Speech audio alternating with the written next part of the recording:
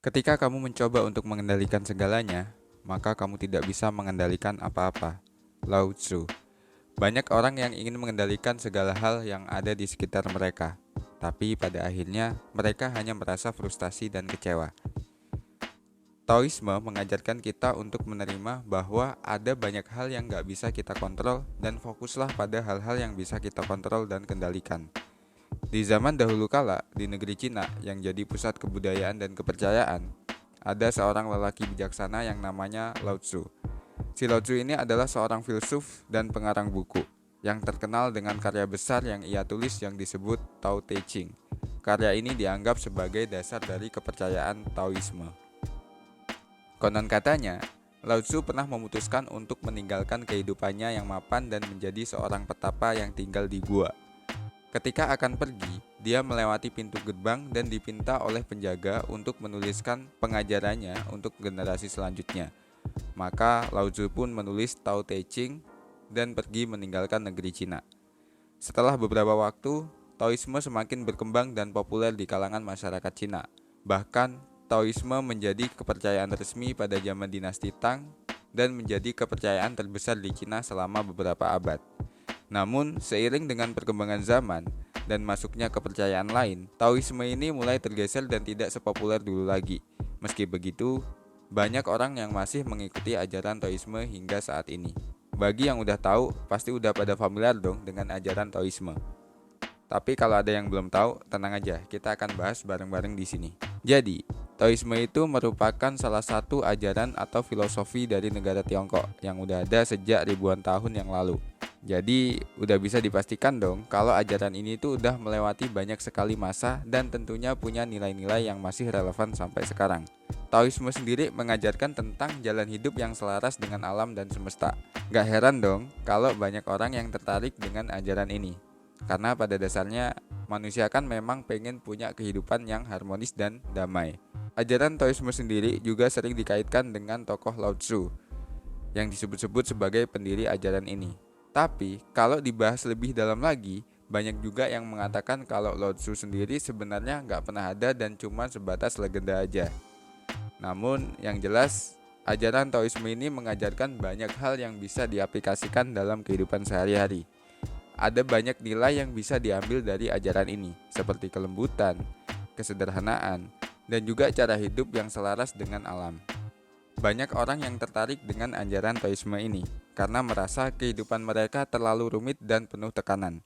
Dengan mengikuti ajaran ini, mereka merasa bisa menemukan kedamaian dan ketenangan dalam hidupnya.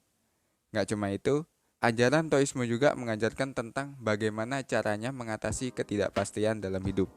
Karena pada dasarnya hidup memang gak bisa diprediksi dan seringkali kita itu harus beradaptasi dengan perubahan yang terjadi. Oleh karena itu, ajaran Taoisme mengajarkan tentang cara hidup yang fleksibel dan mampu beradaptasi dengan perubahan, sehingga kita bisa hidup dengan lebih tenang dan tidak mudah stres.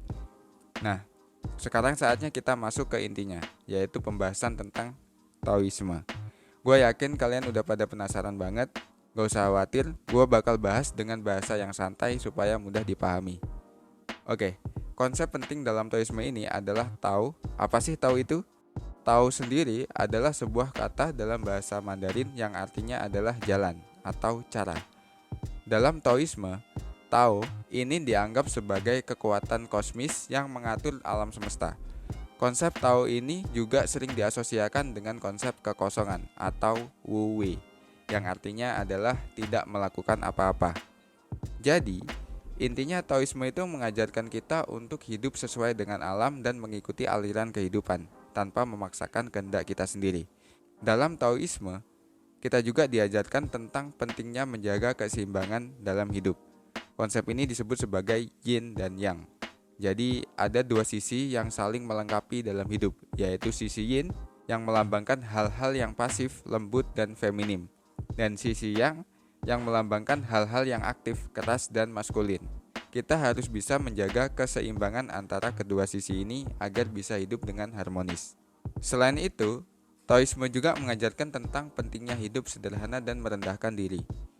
Hal ini disebabkan karena Taoisme percaya bahwa kesenangan dunia atau keinginan yang berlebihan justru bisa membawa kita pada penderitaan dan kesengsaraan. Kita harus belajar merendahkan diri dan hidup sederhana agar bisa menikmati kebahagiaan sejati dalam hidup. Oh ya, jangan lupa juga tentang konsep penting lain dalam Taoisme, yaitu Wu Wei. Konsep ini sebenarnya udah gue sebutin di awal tadi, tapi gue bahas lagi. Wu Wei artinya tidak melakukan apa-apa, tapi bukan berarti kita harus bermalas-malasan atau nggak ngapa-ngapain. Wu Wei di sini artinya adalah melakukan sesuatu dengan cara yang alami dan tanpa memaksakan kehendak kita sendiri. Misalnya, ketika kita berada di tengah arus sungai yang deras, kita itu nggak usah melawan arus tersebut, tapi kita mengikuti aliran air dan menyesuaikan diri. Nah, kalau kita lihat ajaran Taoisme secara lebih dalam lagi, intinya sih tentang menyelaraskan diri dengan alam hidup. Jadi kayak air yang mengalir mengikuti arah arus, nggak perlu melawan arus. Kalau kita melawan arus, malah bikin capek dan energi terkuras. Nggak cuma itu aja, kalau kita berusaha berpegangan pada batu yang ada di sungai, kita bakal terhenti, nggak bisa ikut arus lagi.